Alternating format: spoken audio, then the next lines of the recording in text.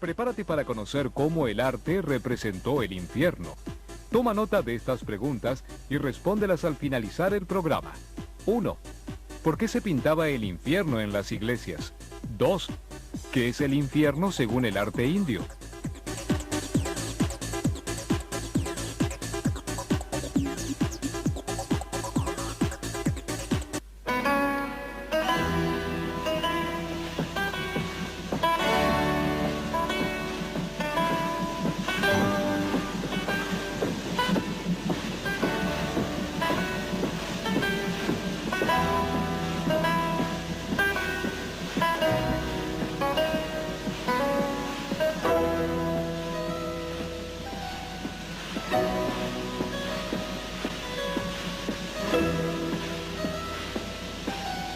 Ángeles, diablos y demonios.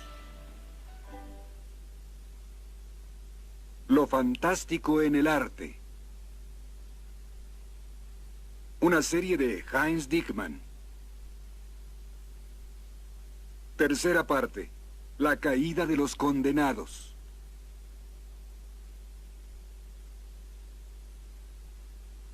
Satanás recoge la cosecha, un rebaño de pecadores bien formados.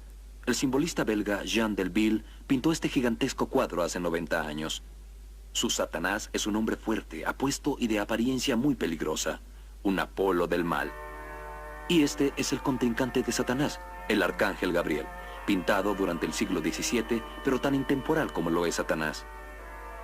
Ambos, Satanás y Miguel, son un par de opositores muy atareados en la historia de las religiones, los espíritus y el arte occidental como representantes del bien y del mal. Triunfador eterno el uno, y el otro, el perdedor eterno, la decisión final aún está completamente abierta. Mucho antes de que se concibiera nuestra visión cristiana del mundo en las cosmogonías, el bien y el mal se enfrentaban entre sí como símbolos de las fuerzas originales. Más tarde, junto a Miguel, apareció Satanás. En aquel tiempo aún se llamaba Lucifer, es decir, portador de la luz, y era un honorable ángel de la primera hora. Pero poco más tarde ya no pudo soportar estar sometido a Dios, a quien consideraba su igual. Instigó en buen número de ángeles ideas similares e intentó sublevarse. El poder que despertó al mal dentro de Lucifer fue la vanidad. Dios decidió limpiar la mesa y mandó a Miguel y a los ángeles que habían permanecido leales a él. En una encarnizada contienda, los ángeles sublevados cayeron a la tierra. Algunos de ellos cayeron aún más bajo que la tierra y construyeron los infiernos.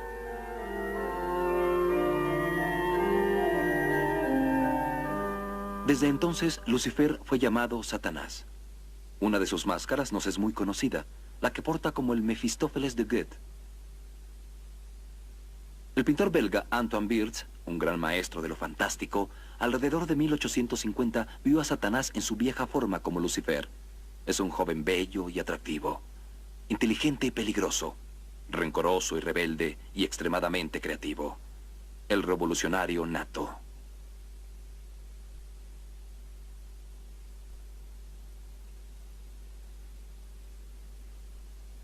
Al mismo tiempo, Wirth pintó a un suicida.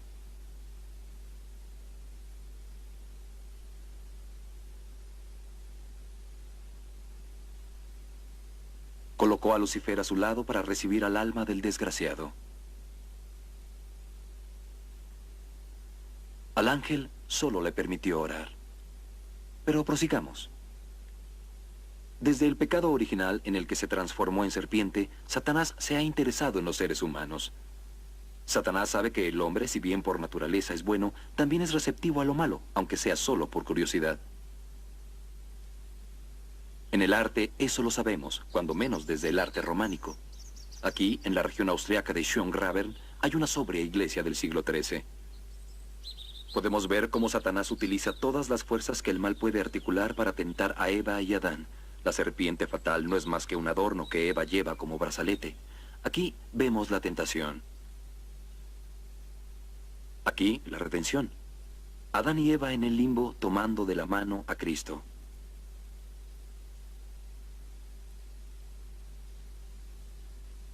Satanás, que quiere dejar cerrados los portones del limbo para evitar cualquier redención, queda aplastado bajo esos portones. Lo anterior fue pintado por Martin Schongauer, uno de los últimos grandes pintores del gótico.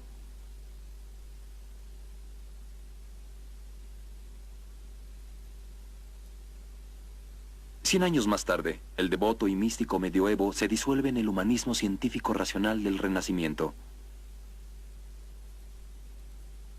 En esa época, el pintor flamenco Bert von Orly nos muestra otro resultado del pecado original. Nos vuelve a situar en el limbo, aquel horroroso lugar en donde los que murieron antes de la aparición de Cristo esperan su redención. Una Eva vigorosa y segura de sí misma se acerca a su Redentor.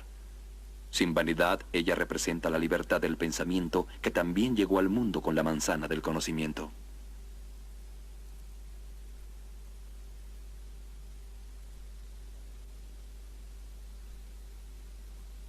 También la muerte llegó a la tierra gracias al pecado original. El hombre que comiera del árbol del conocimiento se volvería mortal. Procrearía hijos y sus hijos morirían después de haber procreado otros hijos. Y así, hasta el fin de la eternidad, comenzó el eterno círculo de nacer, vivir y morir. No hay fenómeno que haya atraído más a la adivinación y a la reflexión humana. Nos permitió formular la pregunta última, para la que solo hay respuesta en la fe.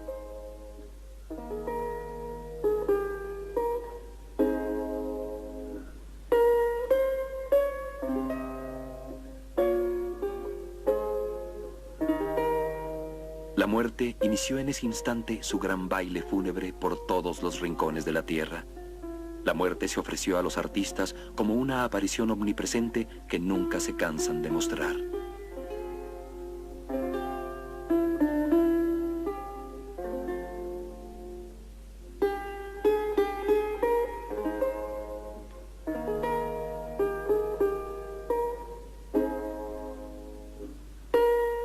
Sobre todo, aprecian el lazo del acertijo con la elegancia del magro esqueleto con el cuerpo de la doncella en flor. No hay objeto más poético que la muerte de una muchacha joven, diría Edgar Allan Poe en El negro romanticismo.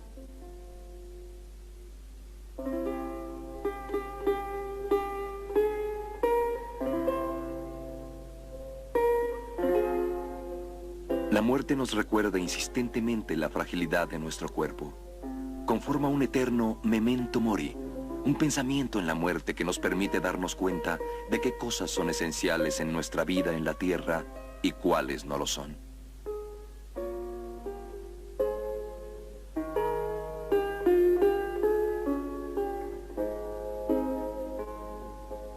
Y para que no nos olvidemos de la muerte, se nos muestra una y otra vez en el arte.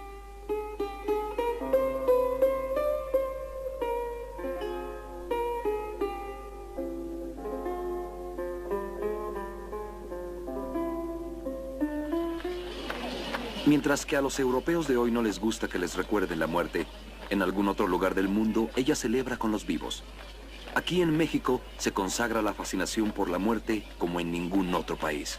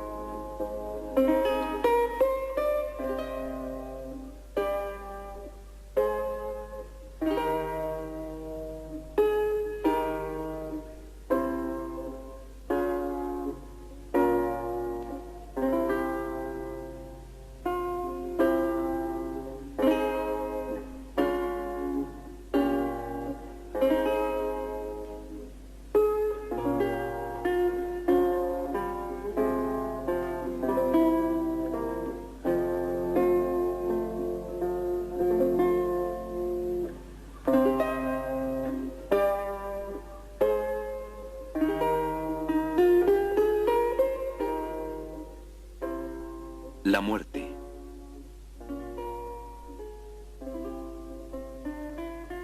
Satanás.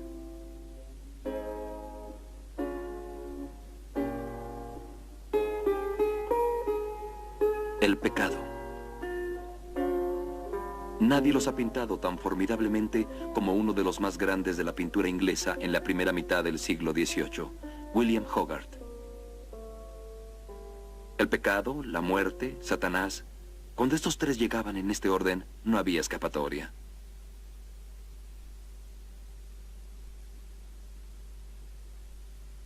La decisión, la ponderación de los pecados mortales tendrá lugar el día del juicio final en las manos, o más bien, en la balanza del arcángel Miguel. Mientras el alma que ha pecado menos sube al cielo, la del pecador asiduo se sume hacia las garras de Satanás, y con ello hacia el lado oscuro de la visión del mundo cristiano.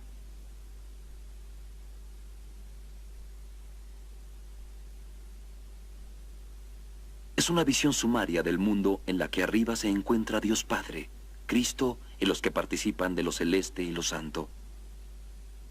Más abajo, Miguel de pie sobre la muerte, misma que extiende sus brazos sobre una aglutinación en la que los recién condenados sufren su tormento de ahí hasta la eternidad.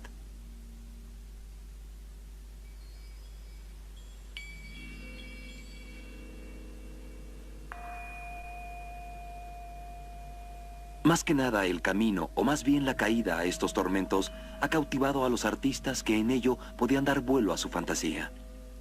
En los infiernos, lo fantástico en la pintura posee su primer campo infinito. Este es un cuadro gótico del siglo XV. Nadie que lo viese en aquel tiempo hubiera dejado de reducir sus pecados. Tan solo con verlos, estos diablos conducían a la conversión.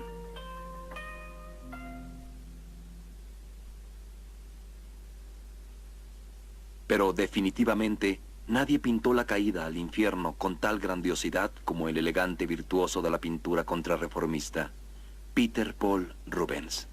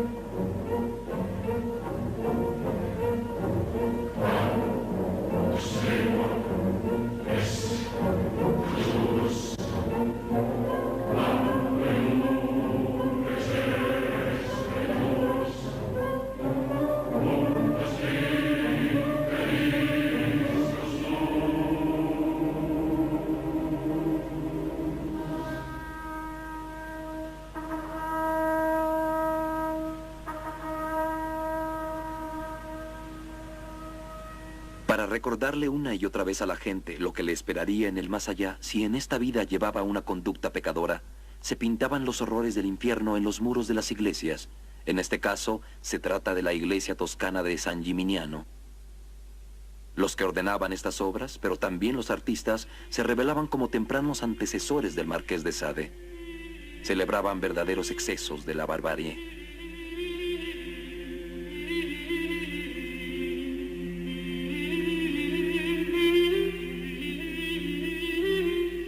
Aquí, las almas son castigadas con las herramientas que usó su cuerpo para pecar.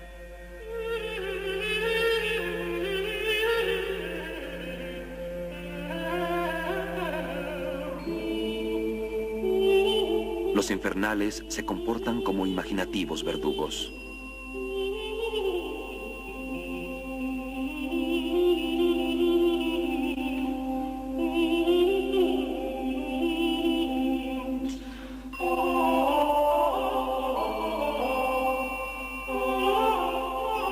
El avaro se atraganta vengativamente.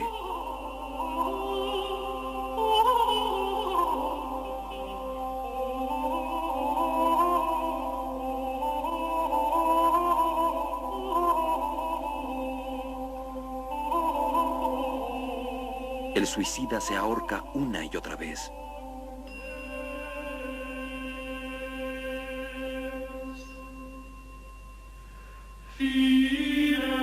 A los glotones solo se les muestra la mesa que sería su mayor felicidad.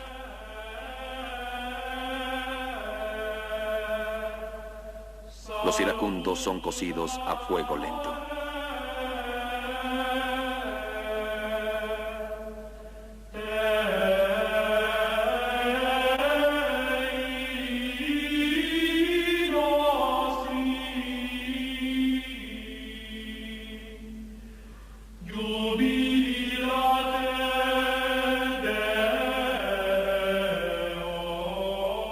Con todo lo cruentas que son estas escenas, solo muestran las más ordinarias prácticas de la ley medieval.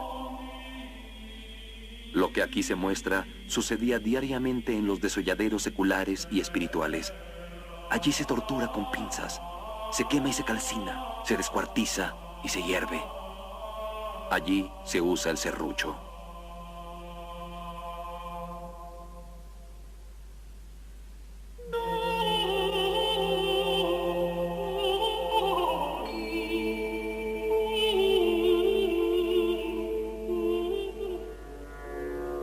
El serrucho se usa en todas partes. Aquí lo usan los demonios del hinduismo, y el lugar donde esto ocurre es el antiguo tribunal de la isla de Bali. Pero en los demás también encontramos reproducidas las escenas infernales de nuestras propias iglesias.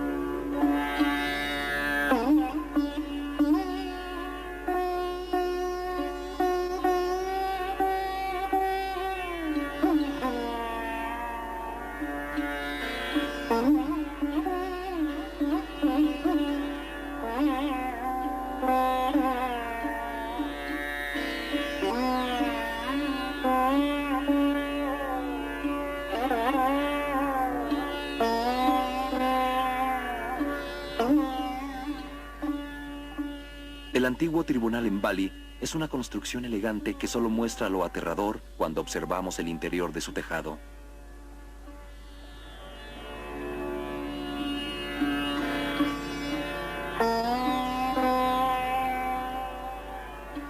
Del tribunal de Bali a Hong Kong, donde el inventor de un ungüento milagroso, un filántropo millonario, hizo construir un jardín que se cuenta entre una de las mayores muestras del arte fantástico de Asia.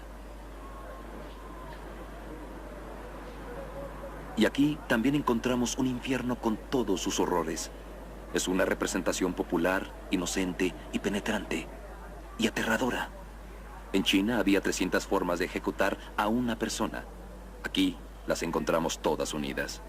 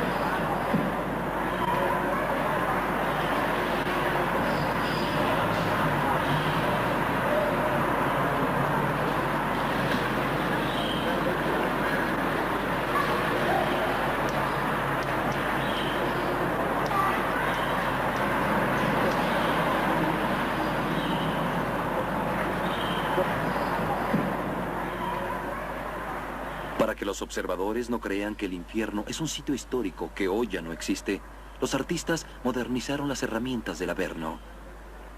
También hay un automóvil ahí. Pero en realidad, ¿dónde se encuentra el infierno? Una representación india nos lo muestra. El ser humano lo tiene en sí mismo.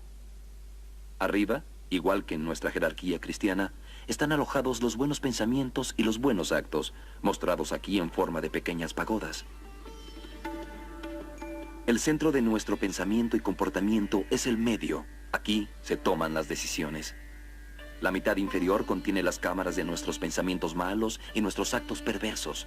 Los diablos, uno tras otro, se internan en estos recintos.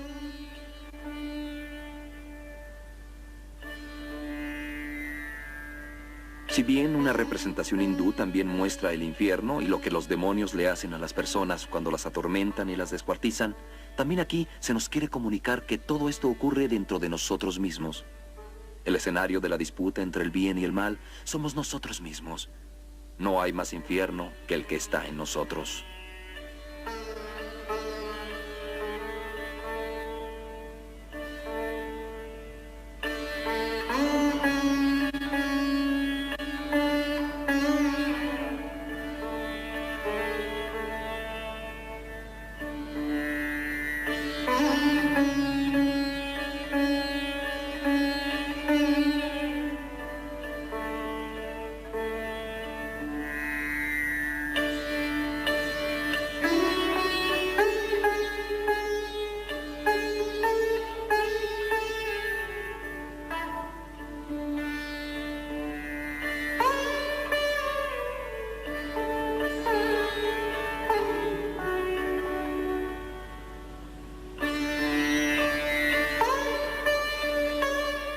Los demonios de las estepas asiáticas, pintados por uno de los más fascinantes artistas de lo fantástico, Sia Qualem, son los únicos en los que uno puede confiar. En el camino a la incertidumbre se viaja en una bella litera, y nada elimina la posibilidad de que también pueda llevar al cielo, ni que los malos estén al servicio del bien. ¡Qué bella posibilidad!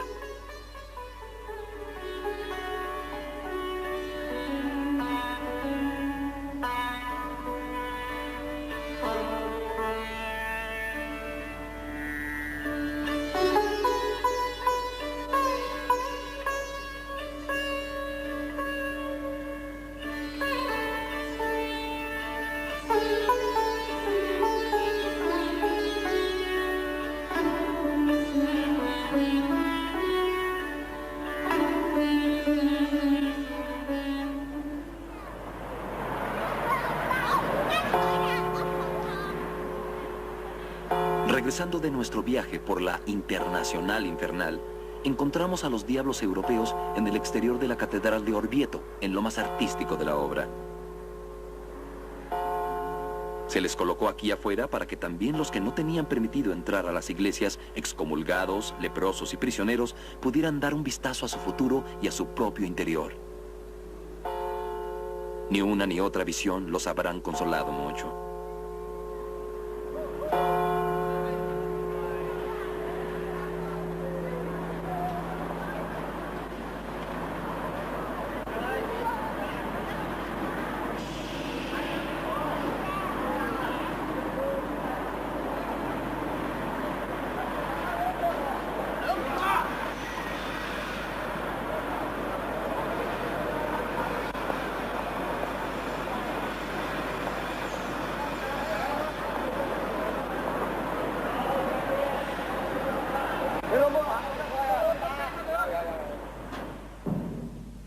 En el interior de la Catedral de Orvieto, no obstante, a los fieles los esperaba y los espera el subyugante ciclo de la vida, el sufrimiento y la muerte, el camino al cielo y el sendero al infierno, pintado por Luca Signorelli en los muros de una capilla. Esto ocurrió hace 500 años. Siguiendo fieles a nuestro tema, que nos habla de la caída de Satanás y sus consecuencias, tan solo contemplamos la senda al infierno, ante la cual Miguel Ángel estudiara la anatomía del diablo y sus víctimas.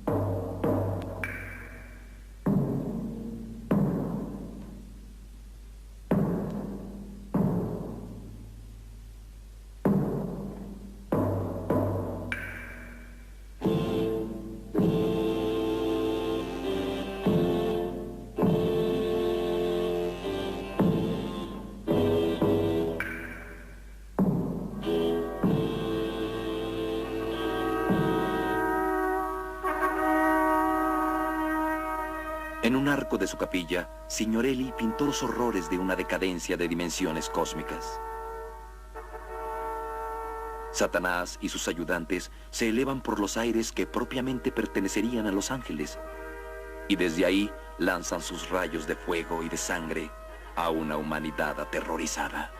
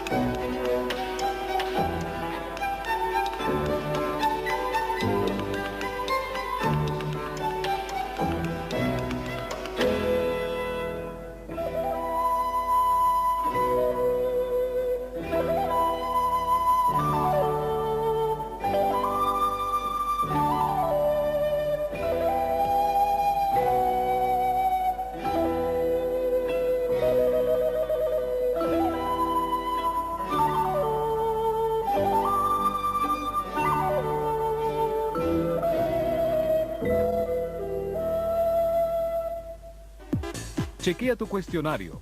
1. ¿Por qué se pintaba el infierno en las iglesias? 2. ¿Qué es el infierno según el arte indio?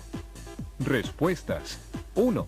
Las pinturas del infierno en las iglesias eran una forma de recordar a los pecadores lo que les esperaría en el más allá. 2. Para el arte indio no hay más infierno que el que está en nosotros mismos. Te esperamos con otro episodio de Lo Fantástico en el Arte, aquí en Educable.